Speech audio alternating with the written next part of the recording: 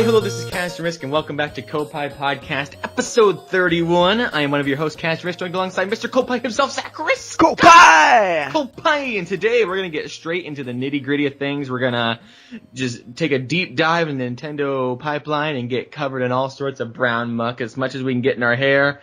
We're going to lick it off and have a good old time. But first and foremost, we need to do a little bit of house cleaning. Zach. Yeah. When are you listening to this episode? I am listening to this episode right now because it's happening in real time and I'm experiencing it.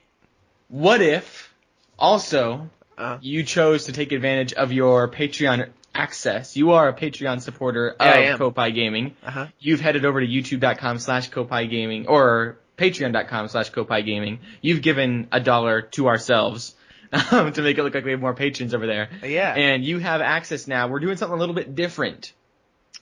Koppai Podcast is now going to be available for early access on patreon.com/Koppai Gaming every Monday. Normally, the show is published on Mondays for free, but we are now going to delay that to Friday. I know, we suck, we're sorry. Here's the thing though, right now, for people that aren't paying the money, we do have a special episode going up that's a Patreon preview episode. It's going to have a little bit of snippets from our Pokemon, Mario, Zelda, Animal Crossing discussion, 15 minutes each, and make a whole episode in lieu of the delay. So you're not going to get a week off with that. But we are now going to start delaying that with 4 snippets posted Tuesday, Wednesday, Thursday, Friday, leading up to the whole freebie going up for people. And so basically, if you want to get Koppai Podcast early and quickly, you can now head over to patreon.com/Koppai Gaming. Get $1. You also get an entry for an NX giveaway. When we hit a certain milestone on Patreon, we're going to do that giveaway. And also you get monthly free exclusive episodes that never go live for free. Those are always going to be exclusive, minus the quick little previews that we're giving in lieu of no episode this week. I think beyond that, though, that's the only piece of house cleaning. Yeah, I think so. And so hopefully you guys like that new era. That'll give us hopefully some more support from people and give us some monetary support to expand Koppai. It also helps give you guys a little bit of extra reason to check out the Patreon page. And it also makes it all easier to manage for us. And so we're going to try this out. If it doesn't work out, maybe we'll go back to the old format. But I think this is going to be much more efficient and force us to kind of be more timely with the news discussion and the topics of the show. What we're going to be doing today is we're going to now make the Nintendo pipeline its own snippet. It'll be its own complete segment instead of each individual piece of news being a different snippet. Then we're going to have a topic of the show every week. We're also going to do periodically a thing called the Poke Block, where we talk about Pokemon news, whether it's Pokemon Go, Pokemon Sun and Moon, the trading card game, and then we'll end out with fun little things such as Would You Rather and a new segment that we're going to try today that we're going to tease a little bit later. But I think that's that. Yeah. Ooh. Zach, are you excited? I'm so excited. I'm just a ball of energy that's ready to explode with Koppai. Oh my gosh. I think that best says it. Number 1 in the Nintendo pipeline. We need to unclog it, assume the position, take your plunger, put it on the toilet, and start sucking that thing dry. The NFC reader is now only $10 if you're an Amazon Prime member. For those who didn't upgrade to the new 3DS line with the fancy C-Stick and the Amiibo reader, it's a pretty good deal for games like Animal Crossing New Leaf, which is now going to be getting Animal Crossing support. No, Amiibo support, as well as Happy Home Designer uses the Amiibo cards. I think Super Smash Bros. Used the Amiibo. What other games did? I know there was a couple ones. Mm-hmm. Mario Kart 7 didn't. Mario Kart 8 did. There weren't too many on the 3DS that used Amiibo. Oh, I think maybe Mario Party Star Rush will. Yeah. And so I know that it was mostly pushed for the Animal Crossing Happy Home Designer and the which is Amiibo a fun game. Festival. Yeah, but it didn't do very well. I don't think it sold definitely not as much as like a new Animal Crossing title like New Leaf. It was kind of a mod expansion sort of thing that was sold separately, and I guess and so I don't think that, it had the Animal Crossing name, so I think it did decent, but it probably didn't push Amiibo sales like Super Smash Brothers and things like that. So I would assume that, yeah, they're just trying any way to kind of push those extra amiibo off the shelf. And Yeah. I think the amiibo cards are brilliant with like the 3DS because then you can kind of carry a pack of cards with you. I'm still surprised they haven't done anything with like Pokemon cards yet, as far Yeah. as amiibo functionality. But yeah, $10 you can either get a $200 new 3DS if you want the amiibo functionality, or you can just go ahead and get that $10 NFC reader. Also, Amazon Prime is an awesome thing to get. You get 20% off pre-orders and games within 2 weeks, and lots of other, like free shipping and all of that, unless I don't think it does international shipping, which we learned with Hayden Gaming. First shout out of the episode to Hayden. Nintendo Pipeline Clog number 2. Ayanuma spoke about the change of direction that is readily apparent in the open world Zelda title and the need to break. Voice break at the word break. Previous conventions. Quote, he said there's a form of Japanese theater called kabuki. A kabuki master would say, quote, in order to break the mold, you need to know the mold. Kind of that wax on, wax off sort of philosophy from the Karate Kid, which I believe is kabuki. Ayanuma goes on to say, often when I speak to Mr. Miyamoto about a problem, that's the feedback he'll give me. You don't understand the mold here. That's why it's no good. So basically Miyamoto isn't it Miyagi? yeah, Like, I think that's Mr. Miyagi. Mr. Miyagi-san. Yeah. And Ayanuma is the Karate Kid. But he went on to say, I think that a lot of feedback was received from people that played Skyward Sword.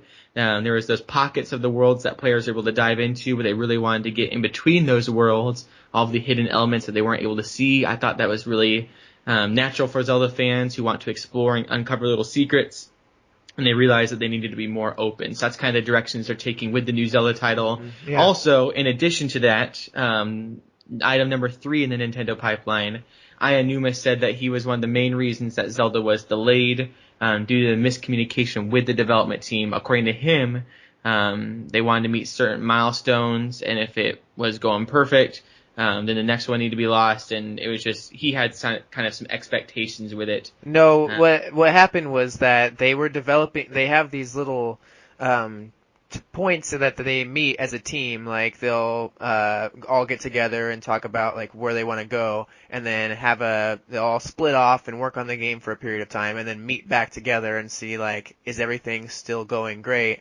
And what happened was like, during the beginning of the game, and I think this is when kind of the first reveal happened, that they had their get together and everything looked like it was going great, and Anuma said like, this is what I kind of want us to focus on going forward, and they all split off.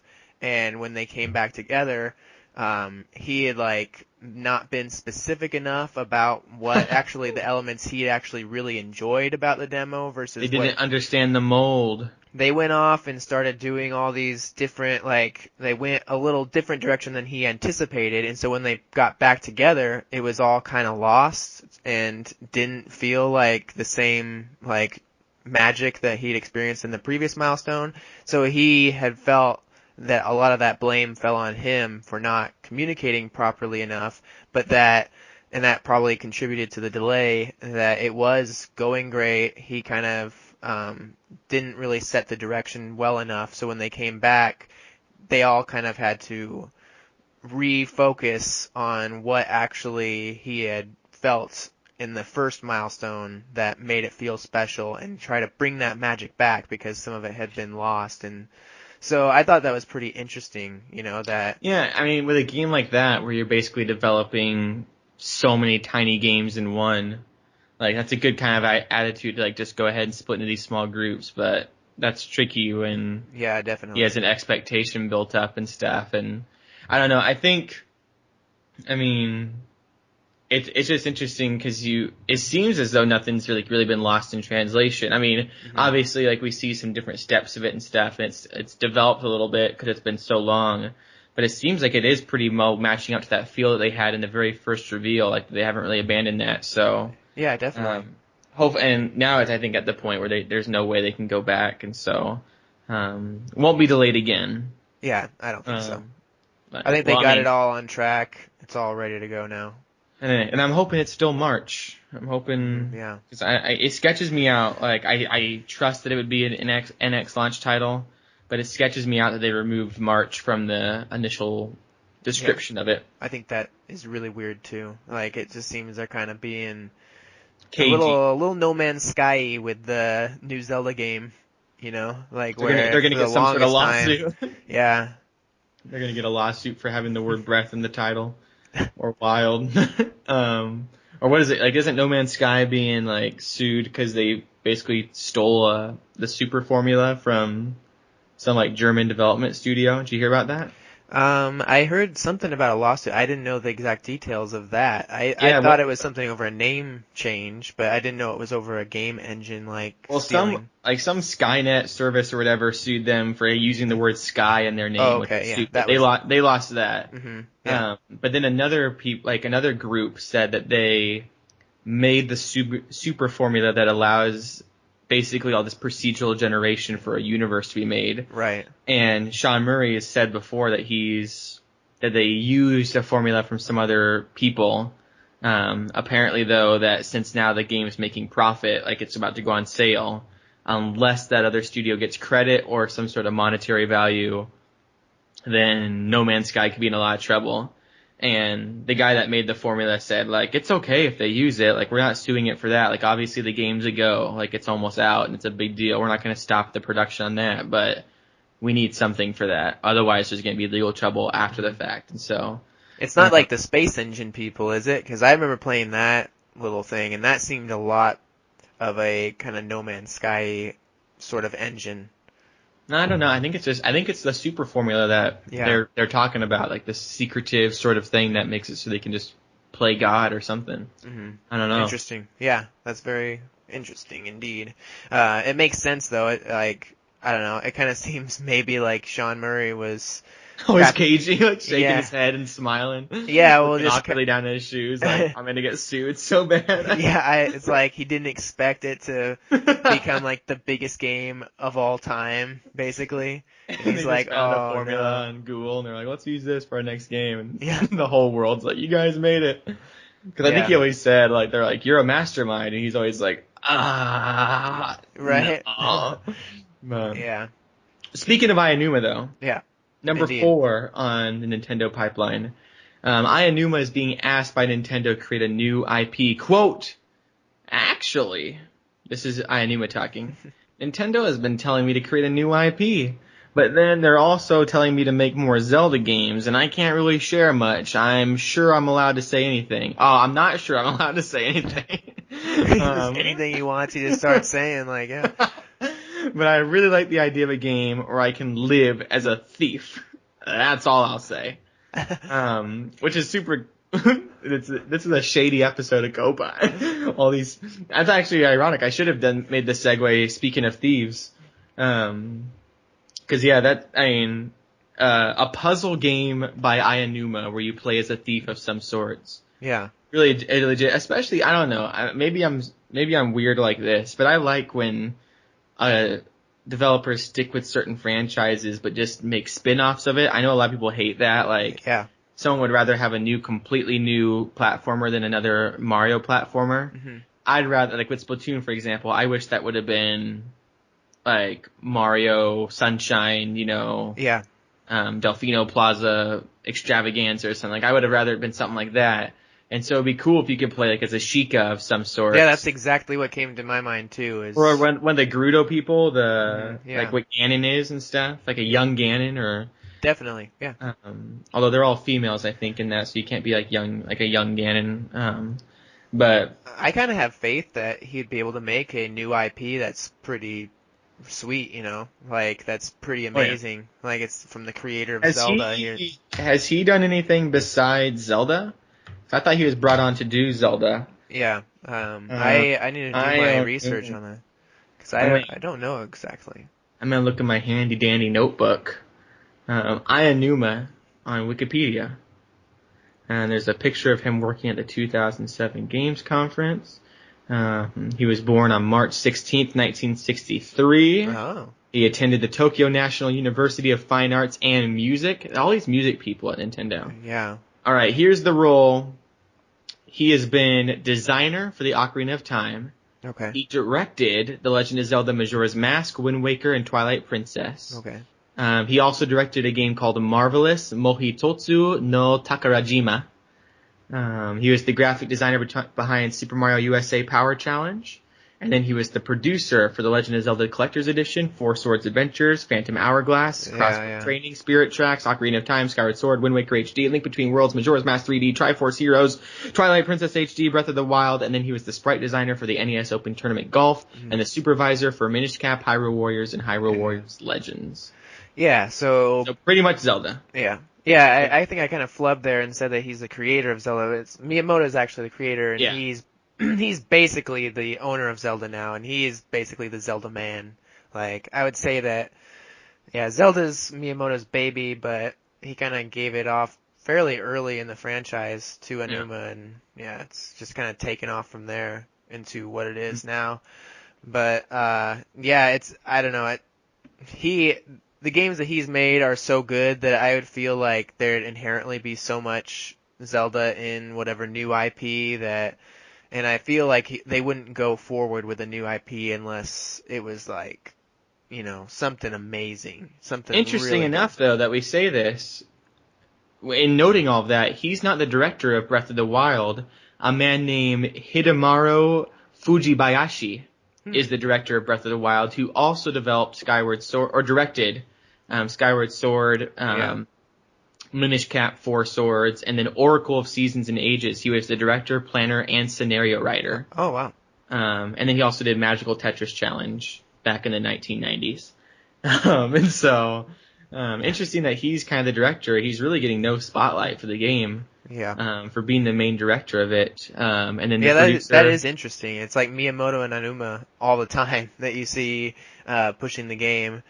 And IGI Aonuma is only producing it, then Nintendo's developing it and publishing it, and then Hidemaru is the director. So. Although it seems, like if that guy is the director, I don't know, because we keep seeing these interviews with Aonuma, and he's like saying, like that he gave so much input into it, and that it seems like, if anything, as a producer, he's not having sort of a standby role in this. He's definitely very engaged and probably pretty, I would say, directorial or whatever in his approach on it, because it's with the milestone story and how he is specifically saying which directions he wants it to go. That sounds just very directory to me, and so at least I can see that it's not like he's coming out and talking about the game constantly and he's working on other stuff and this isn't really his baby. It seems like it is in a lot of ways.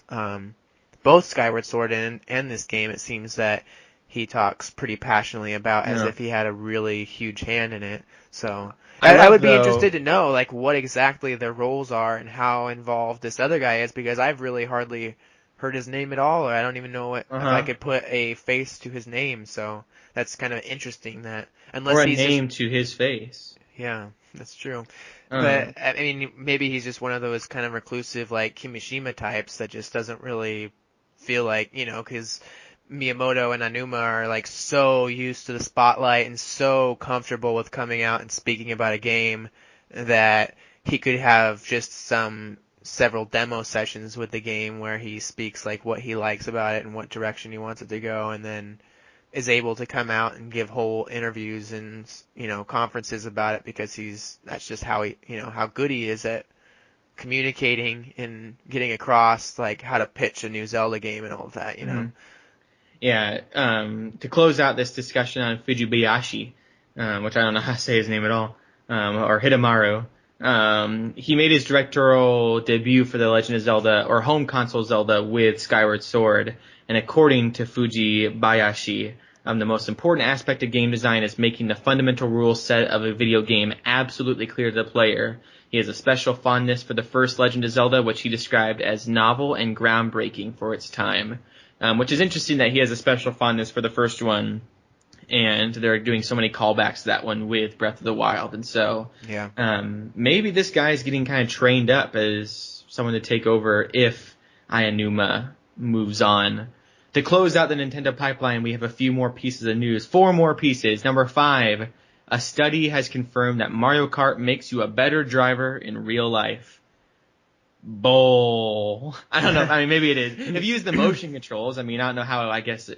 Well, no, I don't know. I think that regardless, I guess yeah, the motion controls probably would actually help quite a bit more than actually using just the analog.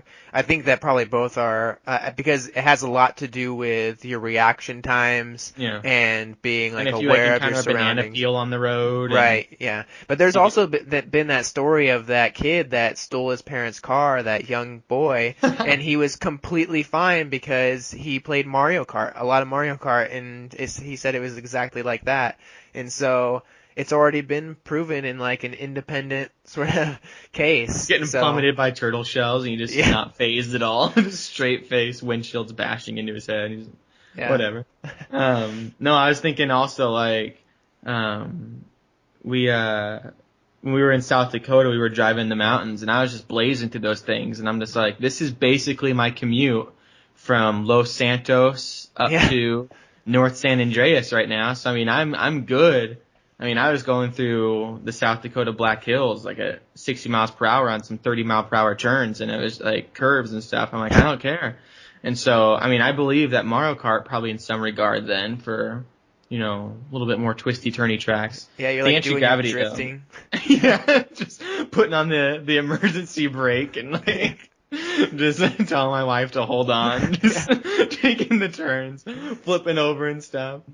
Oh man, I'm getting so excited to go back and to do more cunning stunts. That game, or that expansion, so fun. It makes me, makes me wish that Nintendo would do some more racing beyond Mario Kart. Like they have the formula down. Yeah, definitely. It's wacky stuff. Cause I was asking some online forums, like, is there a game like Cunning Stunts? If you like that with Grand Theft Auto, and people are like, basically the next closest thing is Mario Kart.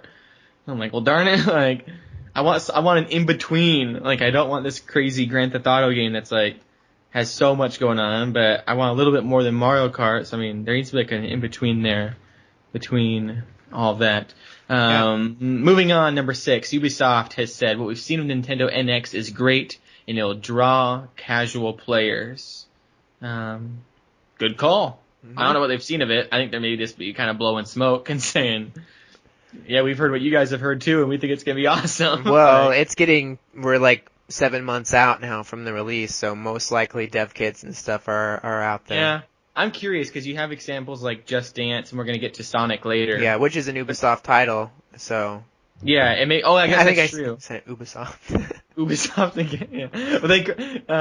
Well, what is there? Alicia, the girl that hosted the E3 Aisha panel. Tyler. Alicia. Yeah, close.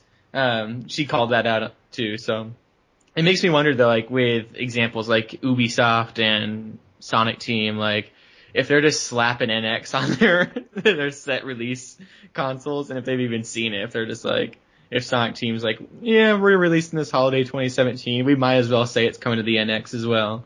Yeah. Or like if they've actually seen it, but. Or most likely maybe Nintendo's telling them like, yeah, it'll work, like, say it's a go because we want it on our console and it should most likely meet the hardware specifications. That, like, forever in history, there's gonna be these trailers and stuff where it just says NX, like we're gonna have these like future things and reports and advertisements from video games that don't say, cause I mean, how many trailers for video games did you see that said like Dolphin PlayStation 3, whatever, and then Project Cafe or something? Like it was always or Revolution, Yeah, it was always, and so that's really interesting. Moving on, number 7. Speaking of games coming out soon, there may be a new Mega Man game developed by Capcom for an upcoming action cartoon that's going along with the release of the game. Not confirmed though. Would make a lot of sense. Mm-hmm. Lots of kind of nostalgic celebrations. We're going to get to Sonic later, but that seems to be kind of a trend going on right now to kind of return to the roots. Hopefully it's better than Mighty Number 9. And last but not least, Darksiders Remastered is coming to the Wii U later this year. Woohoo! Alright. I won't play it. Yeah, I mean, I won't buy it. No. That's it. No. That's it for the Nintendo pipeline. I think it's fairly unclogged. I think we can give it a flush. And I think, well, there it goes. Oh man. Yeah, we just moved into this new apartment and it has the tiniest toilet, and let me tell you, why so much is sneeze in that thing? It is clogged for a week.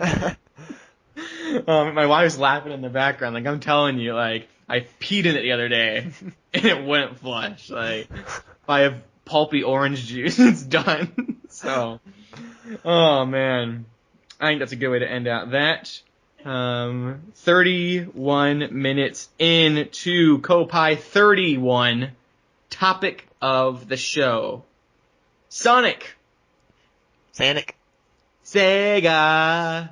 Alright, I was hoping you'd have some more back and forth there. No, that was about it.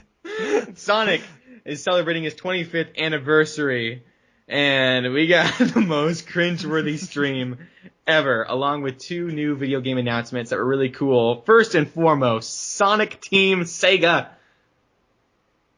What? The people there, get your act together for your next live stream. Hey, yeah. And start it when you say you're going to start it. Because here's the deal that happened with me. Yeah. First and foremost, we're hyped for these games. We'll get to that later. But I tell my wife, yo, 8 p.m. tonight, stop everything. We're watching this live stream. I've been waiting for a new Sonic game forever. Generations was my jam. Doctor. We're going to watch it. Mm-hmm. So, 750 hits. We put a pause on Mad Men. We get everything situated. I pour myself some juice. I get all situated on the couch. I'm all excited. I have it pulled up on Twitch. I notice that there's about 20 past broadcasts, each one 10 seconds long. And all the chat's just going, what's happening? 8 p.m. hits, nothing's happening. I quickly switch over to YouTube to see if that one's working. Nothing. It goes on. We're waiting. Awkward dancing finally from the Sonic mascot. 8:40 hits. We have an outage in our neighborhood. I lose internet. SEGA! Well, my night. It was 30 minutes in when we finally got some awkward dancing and hopping. And when did, because I think it was after 9 when they finally showed the trailer, right?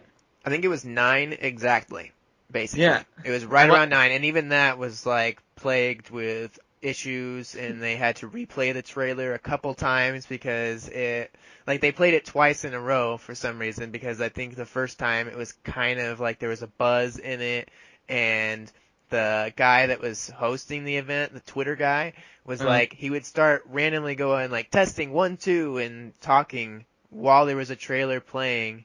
Like, so he would just pop up in the background. It's like, no, we're like trying to premiere a worldwide trailer, and there was a constant buzz for half Honestly, of the like show, one of the biggest Sonic announcements probably in 20 years. Yeah. And it was just completely butchered. That being said, it was the biggest Sonic announcement probably in about 20, 15 years, or like a couple decades or something. I mean, huge announcement. Sonic Mania was announced, in case you missed it. Be sure to check out the trailer if you just YouTube or Google or check out Sonic Mania. You can find it there. It's a new 2D adventure, pixel art based. It's not 2.5D or something like that. It is completely 2D. Very much so reminiscent of the original style, with some added 2016 flair. If you listen back to our episode of Koppai Podcast with guest Matt Rathel, one of the guys behind Hype Jump, he was on the show, and he actually had a very good discussion on modern day pixel art, how there's voxels and vixels and all these sorts of things that you can do different shading and 3D rendering within a pixel realm that looks like pixels, but it's actually so much more complex than it was back in the day. To make some really cool visuals, which it seems like Sonic Mania is taking advantage of. Yeah, definitely. Because we see them go like behind certain walls and have really cool, interesting effects that we really haven't seen in any like classic Sonic titles ever. So it's well, mostly... even the end of the trailer has him kind of like spinning in the start menu sort of thing, just to show off the fact that it almost seems like a 3D pixel game. Like it's so weird, like the animations like in the detail they've put in. It's like a 60 frames per second thing. And we watched some coverage online that had gameplay, and like it's crazy when he slows down. It's like 60 different sprite animations for him stopping his feet. Yeah. where he's like really kind of kicking at his feet and moving his hands back. Like it looks so slick and fluid. And there's other things like silhouettes and explosions and shading and light that Right. they really take advantage of. This will be on next gen hardware only. It'll be PC, PS4, and Xbox One exclusive. It's not coming to Nintendo, and if they didn't put NX in the corner, it probably won't be coming to the NX either. Yeah. Which is unfortunate. Probably because I think it's coming this year, or no, spring 2017. Yeah. And so maybe it'll be a late release for the NX or something. Yeah. But there's no way it could be on the NX if it in its launch window. So and Wii U would probably just be sent out to die. So I would not be surprised. I would definitely expect it to be on the NX, especially since the one title is already confirmed coming to NX.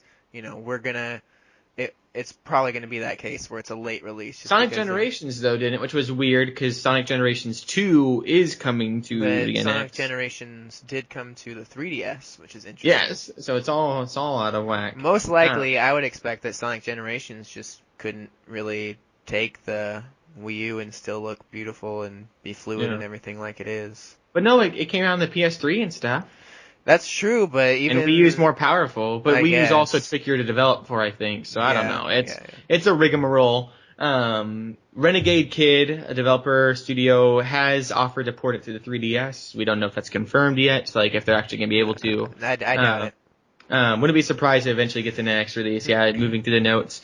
The trailer was super epic. Awesome music, very slick design. Yeah. I love the kind of Persona 4 sort of like retro colors they had that were going on through the whole thing. I love that the art for Sonic, Tails, and Knuckles was all retro, and it wasn't like their Sonic Boom designs, like very much so kind of a slap in the face. The design seemed very much just completely straight ripped from 1992. Yeah. In 93 or whatever when Sonic and Knuckles came out. It seemed like it was the original art designs from the past. It not even redesigned or anything. So, because what it looked to me is definitely even just the style of how it was drawn, it seemed really old and yeah. So it looks really awesome. It looks super slick. The design of the level, the Studiopolis zone or whatever they showed off, reminded me a lot of Ollie Ollie 2.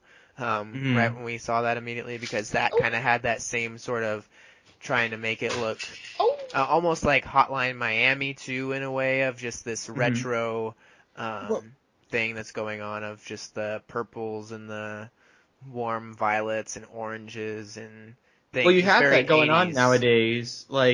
Trials of the Blood Dragon and Far Cry Blood Dragon, Hotline Miami, Party Hard.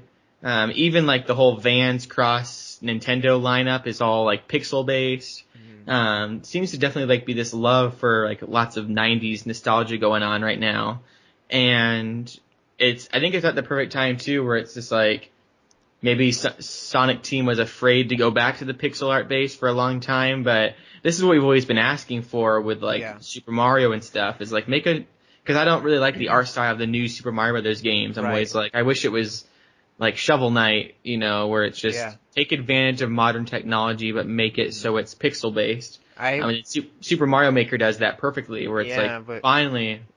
I'm just kind of thinking right now about how it'd probably be a perfect time to throw in that we really hope that Nintendo kind of steps up hopefully they already have this planned, but I think they could totally top this Sonic Mania if they went back and did a 2D Super Mario World successor sort of thing in 2016 or 2017, because Sonic Mania is really largely being put together because of the fact that the games were remastered in HD and put on mobile devices and all of that. So they had the new engine all made, and they had a really easy way to create a new game out of that. I wonder if Nintendo, having made Mario Maker and brought all these games into the HD realm, especially the old sprite-based games, and they've even been developing brand new sprites for Super Mario Maker of Bowser that we saw, and a lot of the sprites that didn't exist in previous games that they had to remake. It would seem like perhaps they got into a mood of creating sprites again, and they have a new engine that they could use, just like the Mario Maker sort of formula, a really simple way to do new level designs, and then like the expert level designers at Nintendo who make great Mario levels. It would seem like a perfect storm to, and then like having seen that Sonic Mania just came out to a huge reception, that they're doing the NES Mini and doing a lot of throwbacks. It's just like super popular right now. It just seems like the perfect time. Like hopefully Nintendo does the same thing with their Super Mario Maker engine or something like that. And hopefully, everyone needs to go out and buy Sonic Mania and pre-order it, like especially pre-order it. That's a big thing to show your support and trust of the developers. They have my pre-order whenever that's available, collector's edition, whatever I can get. The big thing though is to support the game so it gets a lot of sales, because one, we want to tell Sonic Team that they should do Sonic Mania 2 and 3 and Sonic Mania Knuckles, but also tell other developers that pixel art games and these retro kind of style 2D games are still like viable. Like, I don't know, it just ever since the N64 era that just kind of stopped, where everyone was like, let's all do 3D stuff now, or 2.5D at least. And like, I don't know why, but I just don't like it when a game is this 2.5D sort of stuff. It's just like, there's a few that pulled off well. Well, like I was gonna say that it didn't really necessarily stop with the N64, because we still had the Game Boy Advance come out, which was basically a Super Nintendo console that was handheld, and it had a lot of people developing for it, and we got the Sonic Advance games on that, which was really one of the last like really great kind of 2D Sonic platforming games that came out. Those were they were pretty easy. Simple platformers, but they were really fun to play, and they had a lot of that spirit of the original games kind of brought into a modern twist with they made you be able to grind with your soap shoes and stuff like that. So, and then with the DS, I love grinding in Sonic. That's always so fun. Yeah. Like, with the DS a bit, I think that took away, because of the touch controls, a bit of just like that natural 2D gaming experience that we had from the old days, because a lot of people were trying those touch gimmicks. But I think it had also still a bit of that N64 era SNES kind of stuff on that console too. And then, so it seems like we kind of got a shift to the handhelds, and even on Vita and PSP, a lot of people developed a lot of retro kind of styled games on there. So, and then nowadays we're kind of getting the N64 days back on 3DS with a lot of their graphics, and even those are kind of pushed to more Wii and Wii U sometimes standards. So it's kind of a blur more so nowadays, but it does feel like, I do like the fact that even though like console gaming made the switch after N64 to mostly just trying to push the 3D games, I think a lot of people seem to neglect the fact that basically the Game Boy Advance is an SNES handheld, and it's really cool to look at it that way as an era continuing into the thousands, into what people like. That purple look to it, like the SNES controller and stuff. The only big difference I find between like the Game Boy Advance versus the SNES era is that the Game Boy Advance, sort of looking at it as an SNES system, is like, it's made for a small screen, so a lot of the text in the games are blown up a lot larger, and you don't see as much of the screen because it's not being expected to be on a giant TV screen. So it feels like a lot of Game Boy Advance experiences are a bit like cut down resolution-wise and then blown up a bit. So there's a bit of a difference there, and kind of stylistic changes of trying to like stick with the era of that time. But yeah, it's just kind of cool that the eras, I don't think, ever completely die, but we are definitely in like a resurgence period for sure, like this year especially, of a lot of like with the blowing up of indie titles that basically rose up on the retro kind of style of gaming, and now have become so big that that's even becoming more blurred now that we see like big teams making the jump into. Well, that was the thing, back. is like you have a developer like Naughty Dog that makes like hyper realistic visual games, and they're successful, and for some reason everyone thought they had to do that. So it's like, let's make a super realistic Sonic game. Let's make a super realistic 3D platformer like this. This is like Little Big Planet. Like, let's make this 3D Yeah. like a 2D platformer look super like real, and Yeah. that's nice and stuff. But then you don't have these pixel art games, and I hope my fear with that and stuff is that now you're gonna have everyone be like, wait, people like pixel art? Let's all do pixel art. And it's like, no, Yeah. Naughty Dog, you do realism very well. Stick with that.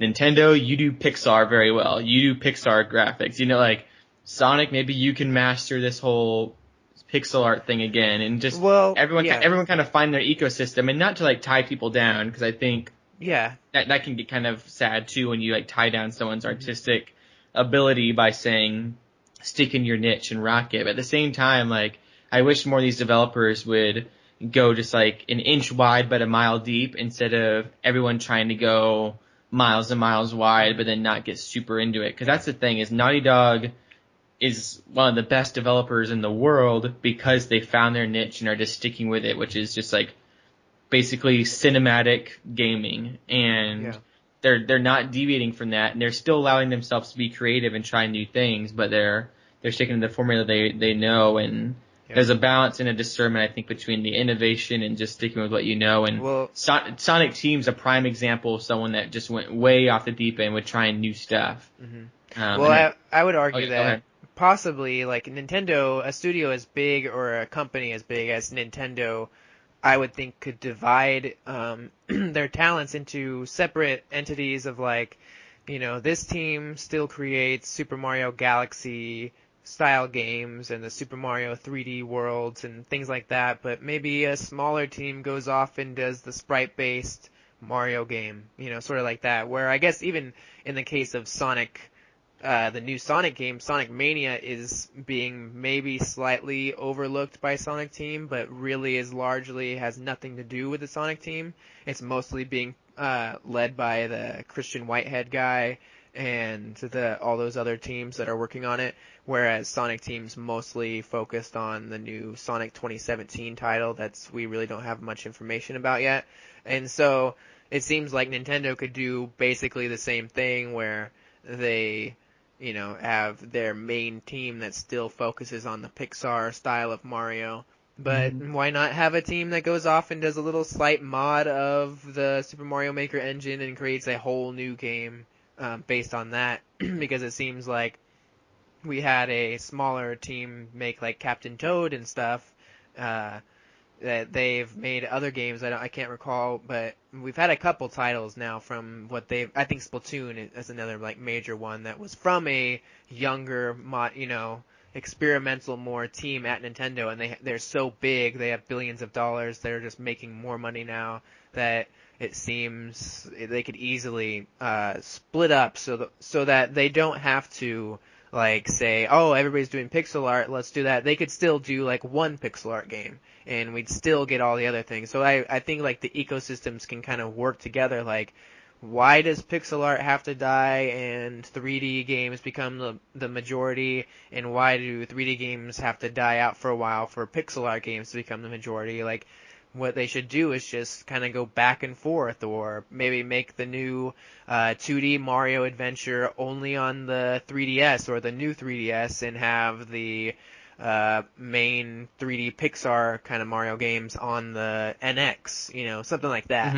where it kind of splits up those resources, but they can kind of get the best of both worlds. It seems like a really great idea, because I really want to see Nintendo do the Mario going back to the retro. That'd be just so cool, because we grew up kind of on both games, because it seems like really amazing to just see the Sonic game, a new Sonic 2D title, and to just kind of get those feelings again of back in the day, just the nostalgia of you and I playing Sonic 2, and so much of, like, getting into the music of it and playing those first 5 zones like over and over and over and over again. It just kind of brought back a lot of those feelings, and we played quite a bit of Super Mario World too, a ton of that, and Dad was really into Super Mario World 2, so it just seems like if they brought that kind of style back and even made it like the next step, the next evolution of that, it would feel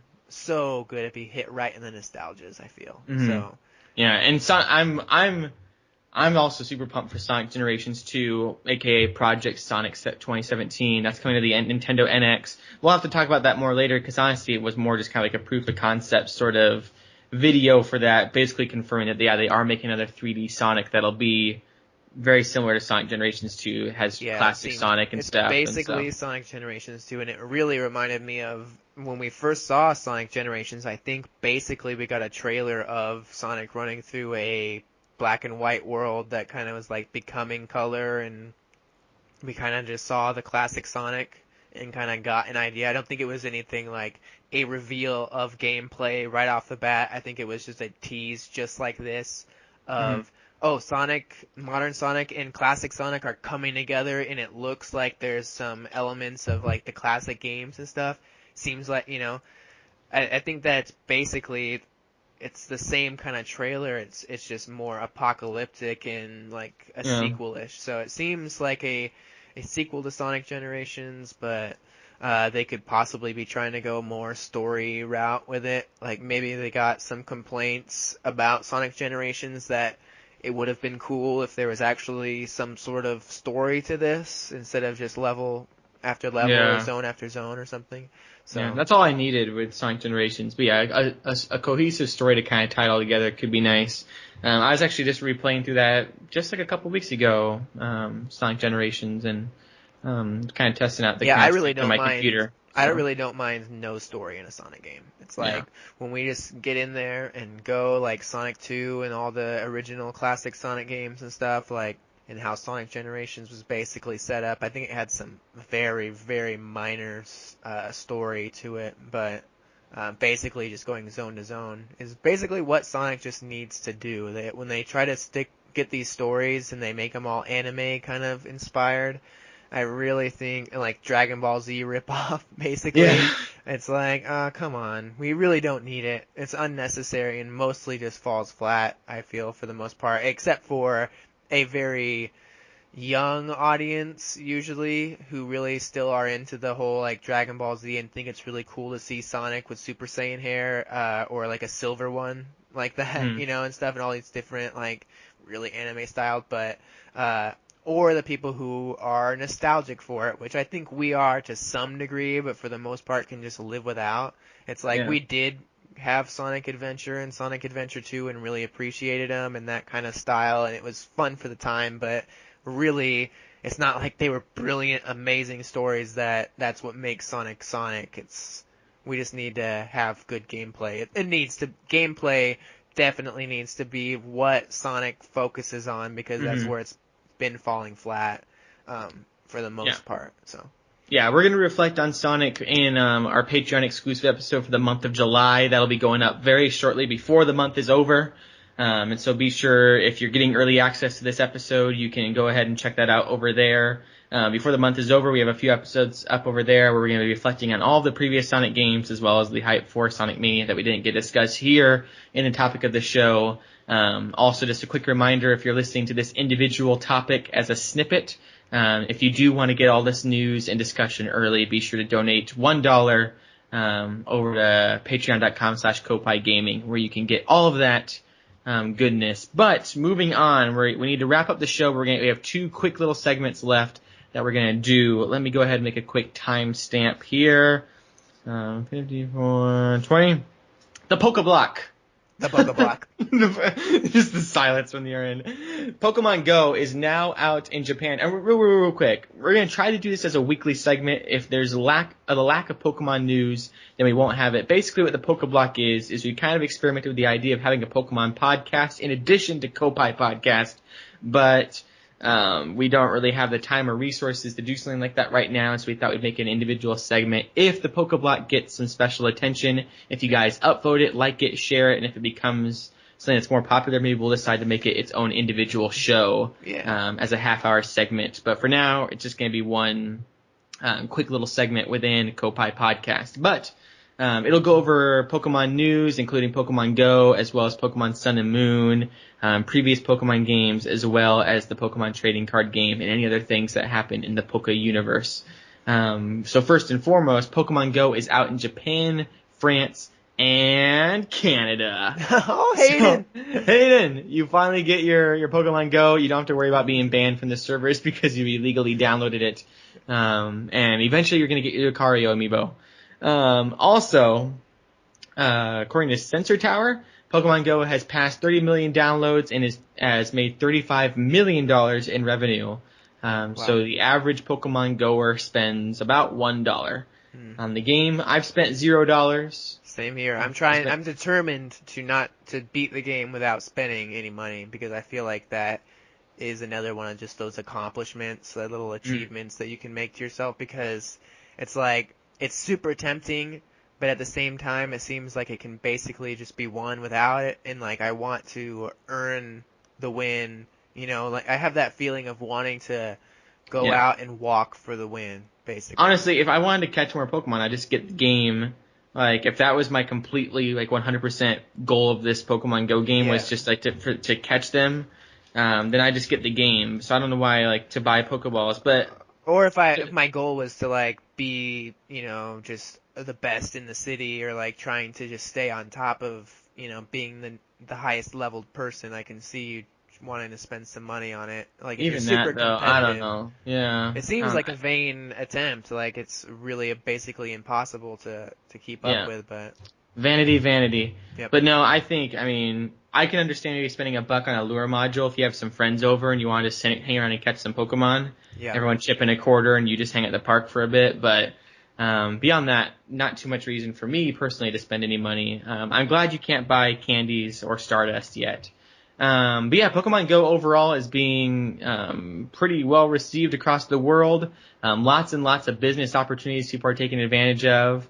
It has caused GameStop's merchandise sales to go up, quote, 100%. That just makes it sound like it came from 0% to 100. So yeah. Pokemon Go has single-handedly saved GameStop. It's also being used to get kids out of hospital beds and go on walks. I've seen other people use it for dog walking and businesses, everything like that. I saw a lemonade stand where someone had raspberry, blueberry, and just normal lemonade, and then they had a Pokestop by their house. Basically, it's changing the whole world in the midst of a lot of hate and depression, and the Republican National Convention. Pokemon Go is saving us all. And so I'm excited to see what else happens. I'm excited for more Pokemon to get added. We've talked at nauseum about Pokemon Go in previous discussions. Be sure to go and check out those previous discussions on iTunes, SoundCloud, and YouTube.com/Koppai Gaming.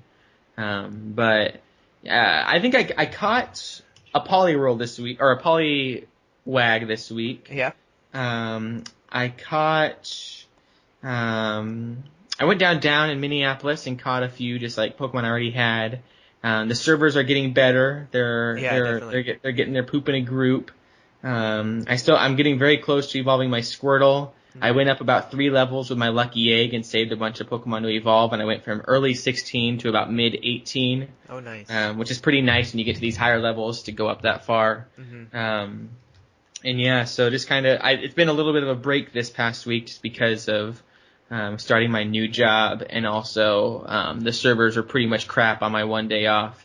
Or on one of my 2 days off. And my second day off, I did get a nice walk in, but it was so hot outside. Yeah, it makes me curious as to what's going to happen on rainy days, and especially when it gets snowy. Are you going to have just California and Florida people just rocking Pokemon Go, but everyone in the North and Midwest is just dying outside of negative weather, and the game just plummets? Or are they going to have some sort of initiative where they're you get double XP when it's below 0 or something? Some reason to get you out there walking, but... Yeah, that's been my biggest problem with the game so far, is that I haven't been able to play some days for the most of the day because it's been 105 degrees outside. We've been in an excessive heat warning.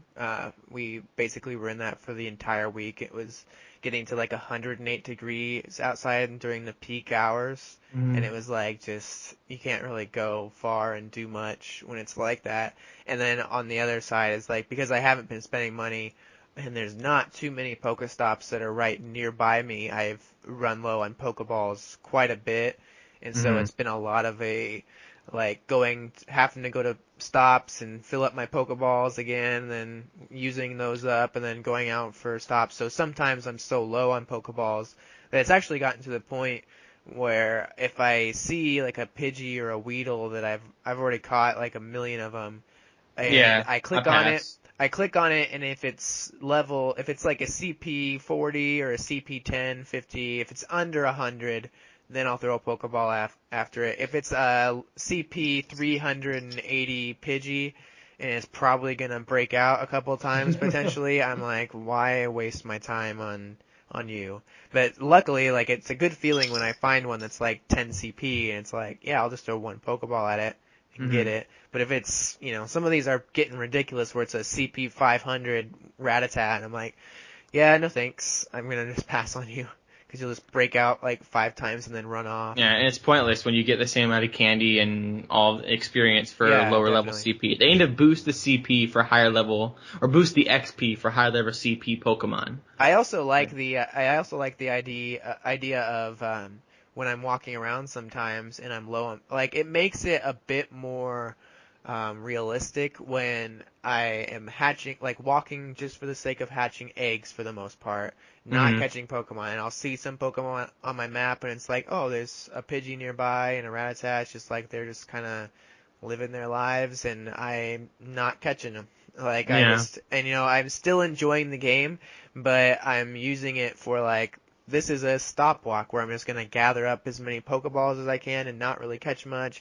This I've is done that too. basically a hatch walk where I'm just going to basically hatch my Pokemon and stuff like that, which is a really cool way to like not just be focused on catching everything. And also, I'm just not one of those people that's like, I just want to constantly level up as much as I can. I really like taking the leisurely route with it and just taking my time because I still think I'm about like under 70 Pokemon caught and seen, so I'm still Yeah. not even like, I'm just over like halfway, or I'm about at that halfway mark of the game, so, uh, and it's slowed down dramatically, so I think it's gonna last me quite a while. I see some people that are like really try hard that are just going all out, and it seems kind of ruining the experience for themselves, but they're also those kind of people that just will ditch a game as soon as it's unpopular as their friends are kind of moving on. So, Yeah, I'm and I'm doing it just not that completely kind of way. as the experience. Like I wanted to go on a Yeah. walk and see some Pokemon, and just it's an Yeah. excuse to go outside, and the Yeah, the definitely. Pokedex filling part of it's cool. hmm And so it's a good just kind of the one thing they haven't fixed recently is that 3-step bug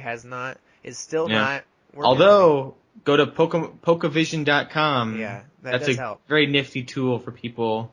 Basically, did through the use of data mining, they found out where all the Pokemon are spawning, and they have complete timers and stuff. And while it can be a little bit buggy with how unstable the servers are, it seems like it can be a pretty nice resource if you want to do some Pokemon hunting, and you can get quickly out in your neighborhood and go out Yeah. and find them. Especially during this 3-step bug time. I would say probably if by this time you hear this and the 3-step bug is already fixed, it's kind of a immersion breaking experience to some degree.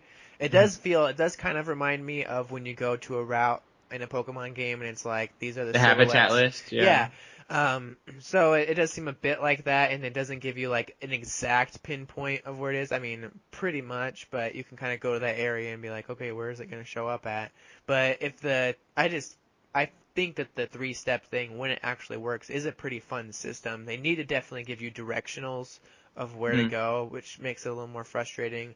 But for the most part, I think it's a little bit less fun to like know exactly the location you're supposed to go. Um, Mm. the hunting element of it is pretty fun, but it has to work to actually be fun. Yeah. So Yeah, go to it Pokevision in the meantime while the bug's going on still. Yeah, So if you want to do that, otherwise just wander aimlessly. yeah. I did like following the silhouettes. That was always kind of a satisfying feeling. hmm Moving on in the Poke Block, there are some new Pokemon that were announced for Sun and Moon that we haven't had the chance to discuss yet. I would like to go more in depth with these Pokemon and maybe even discuss some of the ones that we've missed in the past that like we just kind of highlighted but we never really got like into our reactions of. Maybe that can be just the Poke Block next week, Yeah, definitely. because we do want to do our final segment of the week before we head out. Yeah. We're also going to discuss next week in the Poke Block Shigeru Mori's experience with Omega Ruby and Alpha Sapphire and how things are kind of different with Sun and Moon. He had some things to say. So that'll be discussion next week. Some quick notes though for the end of this Pokeblock. Pokemon is now added to Dictionary.com, the world's leading digital dictionary. It's happened. We've arrived. We did it. And the men who brought weapons to the 2015 Pokemon World Championships will spend 2 years in jail. Good. They could spend longer in there. This week in Pokemon Go Stupid, a Pokemon hunter was impaled on a fence. Wow. Okay. Yeah. I don't think he died or anything. It was just he was Okay. climbing over and his leg got impaled by like a spike on the fence or something because he was hopping over some like tall like monument or something like that. The White House monument. Yeah.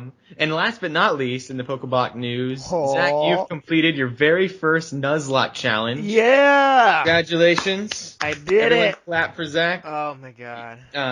You lost Dankasaur. Your starter Pokemon died in Victory Road. Yeah. Brutal death from what I heard. Yep. Left alone to Overall- die in the cold. Yeah, overall 18 of my Pokemon died along the journey to the Nice. Elite Four, so that's like 3 teams worth of Oh, Pokemon. sad. Like that you like ended the Elite Four and they're playing the victory music and you have blood on your hands. You're like, oh my Yeah. gosh. Your pupils are completely like tiny little balls.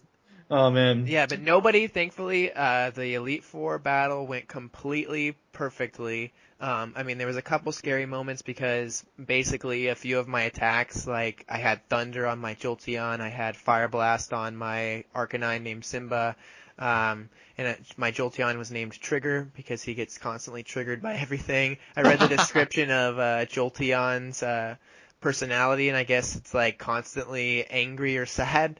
So I nicknamed it Trigger.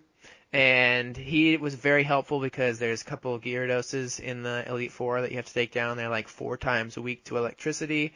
But like there's some scary moments where I would like use Thunder and it's like the attack missed because the accuracy of it wasn't amazing. And even Fire Blast was also kind of the same way. But I had 2 Pokemon that I didn't get all the way raised the way that I wanted to. That was my Slowpoke named Soma, who is level like 30. And my Dodrio nicknamed Fallout, who was level 40, who basically flew me everywhere. And those guys, I was like really concerned because I was like, do I bring them up to the level 65, whatever that I wanted everybody to be at for the Elite Four? But I didn't, and I went in and like thankfully I made myself like super prepared with tons of items and everything was ready to go. What I really liked about it is that like I had my Dugong nicknamed Sailor because I got him in a trade in Cinnabar or whatever it is, Island or whatever it is.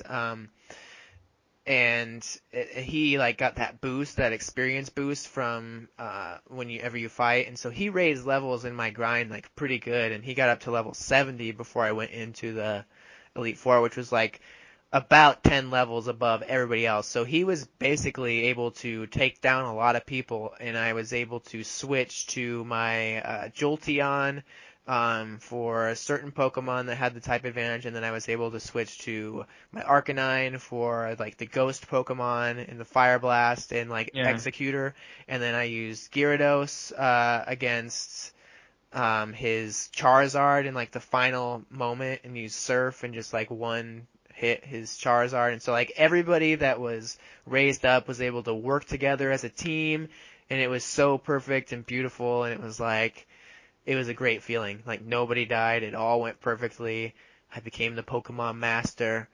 And now you're going to transfer them all to Pokemon Yeah, and Moon, now they right? all get to go to Sun and Moon, which was like the big goal, and it's getting me excited to do another Nuzlocke next. So you're going to release the 2 that died in the Elite Four and only take the 4 with you to Sun and Moon? Well, no, nobody died in the Elite Four. Oh, I thought 2 died in the Elite Four. No, Sorry. no. Nice. Nobody cool. died. Yep, I didn't have to use the 2 lower level ones at all because thankfully Jolteon, Arcanine, and Gyarados and Dugong were able to just completely take it. I had a couple ethers with me so that I could restore my PP of some of my moves that were going down, and Yeah, it all, like, I had a plan going in, but I was super nervous and was like, oh, if this goes wrong, if anything happens, because they really, when you read, like, the descriptions of the Elite Four, it's like, they got a really well-rounded team. They got like a Pokemon to beat if none of them are just one type. If they have Yeah. one type to beat that type, and I'm like, holy crap. And they're like, make sure you get your team to 65 or 70 if you're doing Nuzlocke. And I'm like, oh my god, I'm 53 hours into this. If I go in and anything bad happens, like, that's all for nothing. It was like a lot of pressure, but Yeah, thankfully, I'm excited. I'm starting mine over. I have Twitter, Red, Heimlich, I think Argonon, and I don't know who else. But we just left the Viridian Forest. I've done the Nuzlocke a few times and I've died many, many times. And my best one though was when because you can't catch more than one Pokemon per route.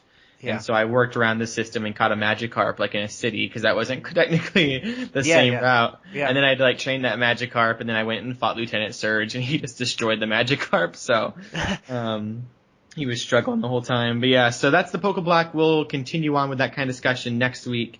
And even maybe I can share more of my Nuzlocke and you can reflect on some of your Nuzlocke experiences because that's such an epic tale. And you're going to start blue now, I think, right? Or I think I'm gonna go to yellow next, actually. okay, Because perfect. I'm definitely craving some color.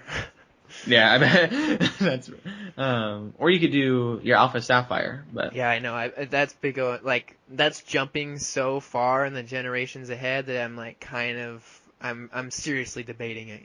Like, what yeah. do I do? What do I go to next? Do I go to Gen 1 again? Although Yellow is different enough since it's based on like the anime, like that it'll be interesting. There's a lot of changes.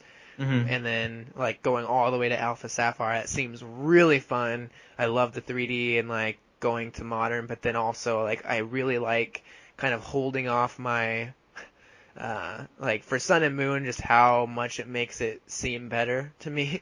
Yeah. Because I'm playing so much Gen 1 that I kind of like sticking with it for a bit longer. So, but yeah. Yeah. Cool. And in our final segment, let me write down the time right here. 12. We are going to do a new segment here on Koppai that we've never done before. If you're tuning into the individual snippet, this is a portion of our podcast. If you want it early, you can go to our patreon.com/Koppai Gaming. Give us $1, where you also get exclusive and an entry for an NX giveaway. But to close out the podcast, we're going to do Koppai's 20 question block. Basically, a game must be released on Nintendo hardware, but it does not need to be exclusive to, published by, or owned by Nintendo. Zach and I, one of us will guess or have a game in mind. The other person will use 20 questions to try to guess the game.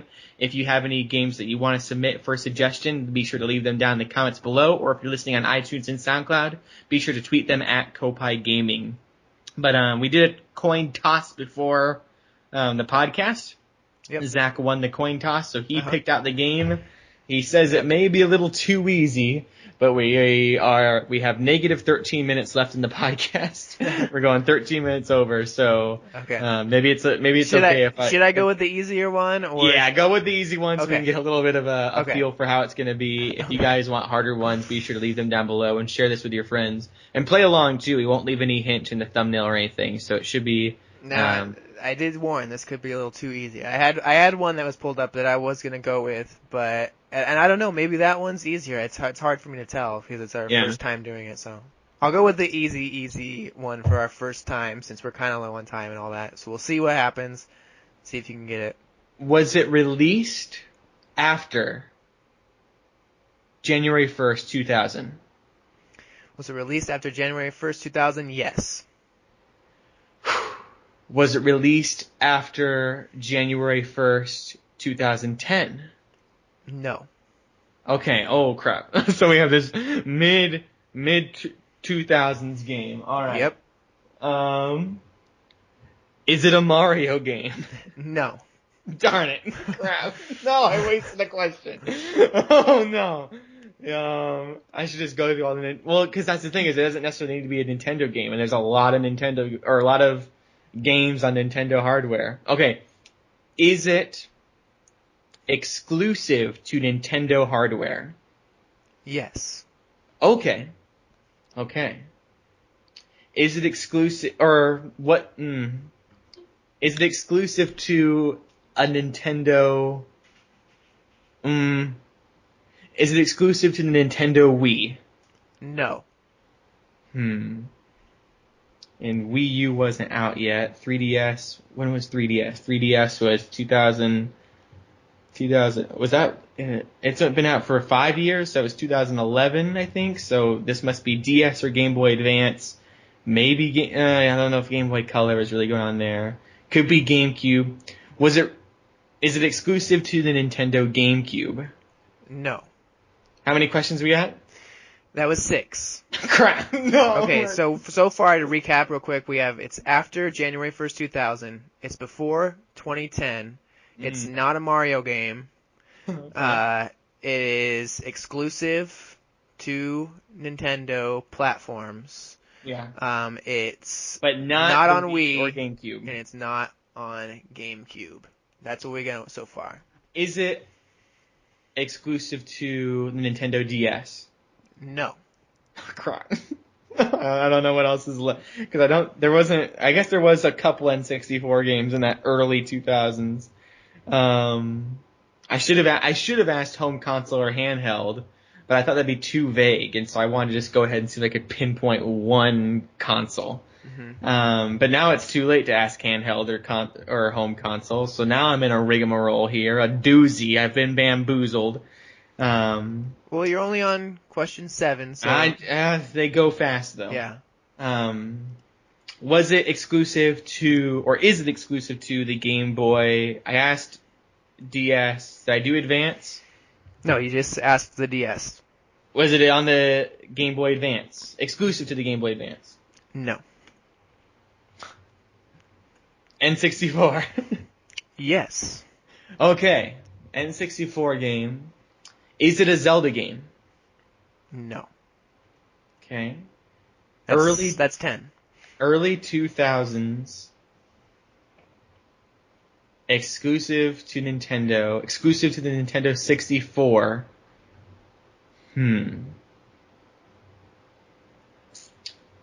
Does it feature? No. Ah, man, I want to use Google so bad. I want to figure out when this game was released. No. Okay. Is it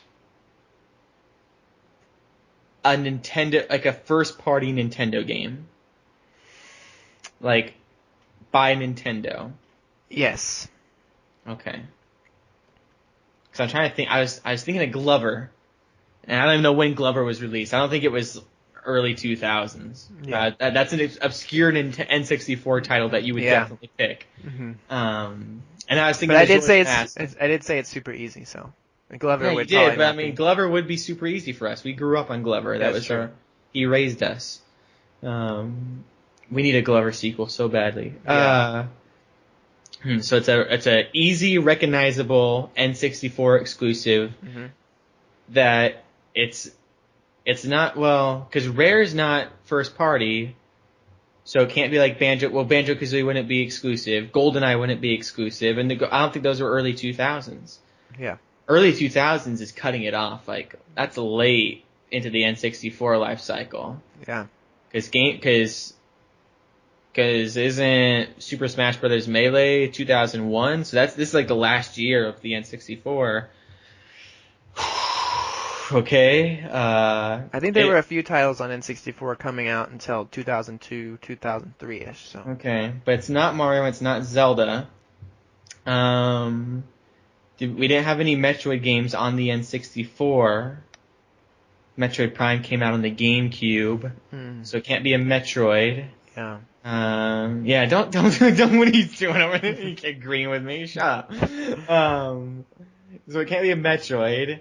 Animal Crossing I think it was on the N64, but only in Japan. I don't know if you would do that to me if you were saying it's easy. I'm trying to think through. I guess there's F-Zero. I'm not familiar with F-Zero on the N64. I feel like I'm forgetting like some very big Nintendo franchise. Donkey Kong. But was Donkey Kong, what did they do with Donkey Kong on the N64? Was Donkey Kong Crunch on the N64? I don't know. And I guess There is Pokemon though, and there's lots of Pokemon celebration going on. Is it a Pokemon game? Yes. There's two options here. Do you use a camera in the game? No. What question are we at? That was 13. Now we're on 14. Does the game feature stadium-esque battles? Yes. Now, was there a Pokemon Stadium 2? Because is the game a sequel? No. Is this game the first in an entry, or a series? Yes. Is the game Pokemon Stadium? Yes! Yeah! Oh, yeah! Let's get the first Pokemon, or the Koppai 20 question mark. You're right, that was easy. Yeah. With the Pokeblock and all that. The Pokemon Celebration. That's scarier than you would think, though, like, trying to narrow it down. Like, when I was going through all the consoles, I'm like, crap. Like, what am I gonna do? But yeah, hopefully you guys in the comments enjoyed that, like leaving, you should make sure, well, I guess it's too late now. Hopefully you guessed what it was before you actually heard the answer. Probably. If once it got getting narrowed down there towards the end, like, what else could it be? So. Yeah. The one thing I was a little bit. Don't use Google and cheat. Yeah. The one thing that I was a little bit, like, I didn't know if I should give you the hint or not, but it was released in Japan on April 30th, 1999, and then it was released March 6th, 2000 in North America. So I went with the North America release. That's like right on the cusp of the 2000s. Oh, man. Yep. I'm glad I asked, though, because a lot of time, like, when they do this on GameScoop and stuff, they don't narrow it down to, like, 2010s and onward, and there's just so many more games, I feel, in 2010 onward than there are between 2000 and 2010. And I also feel like we need a Stadium NX. I wanted the Stadium U for the longest time, which definitely is not going to happen now, but NX, we definitely need a Pokemon Stadium-style game. Come on. Or at least allow us to play Sun and Moon on our NX. With the cartridges, that's definitely going to be a possibility. We've had that theory for a time. Yeah. Also, interestingly, it was developed by Nintendo and published. The tricky thing with that, too, you kind of threw a bamboozle at me because I wanted to ask if it was a Pokemon game, but when it was N64, I'm like, no. Like, yeah. How many home console games are there with Pokemon? But you got me. Yeah. But I still won. Yeah, you did. And so be sure to leave your comments down below of a game that you want us to try to do. I'll be doing it next week, so I'll read the comments on this video. So, Zach, you have no hints whatsoever. Okay. And so... You're not allowed to view these comments on this individual snippet. It was fun. I won't necessarily maybe use the ones that are in the comments, but they'll be used for helpful hints. Maybe put them in our backlog. And I won't reveal what my other one was because it could be used in the future. Ooh. Yeah, next week I'll do mine. Yeah. But that's all for Koppai Podcast episode 31. So if you did enjoy the podcast, be sure to like and share. If you're on iTunes, give us a positive review. If you're on SoundCloud, be sure to like it and download it and all that good stuff. And if you're on YouTube, be sure to leave it a like and a comment down below. If you're listening to Early Access, be sure to share us with your friends. If you share us with your friends, then we'll give you some sort of goodie, maybe an extra NX entry bonus for the contest, maybe an extra entry in the Mule giveaway. Whatever you want, we'll be in contact with you if you refer a lot of people. And also, if you're listening to this on Friday or anytime, you can head over to patreon.com/Koppai Gaming and get this episode early, as well as all future episodes and monthly exclusives and all other sorts of goodies. But that's the end of Koppai Podcast episode 31. We hope you enjoyed. Be sure to come back next week as we discuss more and more things, more info on Pokemon Sun and Moon, the development of it, new Pokemon that have been announced, as well as any news that may come down the Nintendo pipeline. We'll always be here to unclog it. And until next time, cool.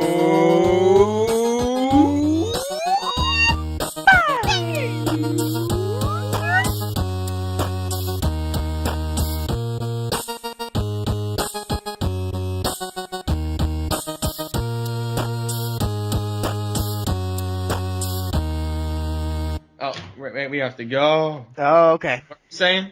I was just gonna say, I wonder, like, when we went back and checked when we started doing the Koppai thing, I wonder which episode it was. We started doing the whoop. Oh yeah, like, I like that too. Yeah. All right. Well. Yeah, but we have a dinner date. Okay, sounds early good. Dinner. It's like 4:30. Yeah. But we just had lunch at 2:00. So, but yeah. So Koppai Nation, I know you guys like these after credits things. You get all sorts of comments and tweets about it. People saying like, "Man, I love when you guys do the extra 5 minutes at the end." But today we have to cut a little bit short, so we'll be back though. But yeah. Right on. Right You want on. to send it to me? Yep, I'll send it. Cool. I'll edit it. All right. See ya. Koppai out. Koppai out.